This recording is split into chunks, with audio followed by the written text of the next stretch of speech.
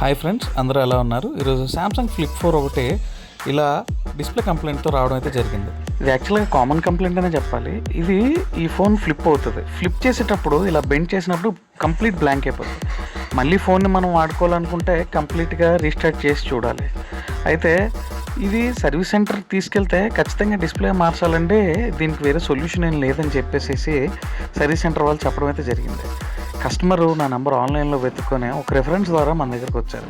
Sir, ఇది నేను డిస్ప్లేకి అయితే నేను ఎఫోర్డ్ చేయలేనండి, నాకు ఏదైనా తక్కువలో అవుతుందా అండి నేను అని అడిగారు అనమాట. అప్పుడు నేను కస్టమర్కి చెప్పాను, సార్ ఇది నేను చాలా తక్కువలో చేస్తాను, రీజనబుల్గానే చేస్తాను సార్, బట్ నాకు డిస్ప్లే రిస్క్ ఉంటుందండి, ఎందుకంటే డిస్ప్లే ఇంత పల్చగా ఉండి చాలా పల్చగా వస్తుందండి, దాన్ని సపరేట్ చేయడం కూడా కష్టం. యాక్చువల్గా దీంట్లో కంప్లైంట్ ఏంటంటే ఈ స్ట్రిప్ అండి కనిపిస్తుంది కదా, ఆ స్ట్రిప్లోనే కంప్లైంట్ అనమాట. ఆ స్ట్రిప్ చేంజ్ చేసి దీనికి ఉన్న కనెక్టర్లు మారిస్తే కనుక ఫోన్ మళ్ళీ పర్ఫెక్ట్ కండిషన్లోకి వస్తుంది.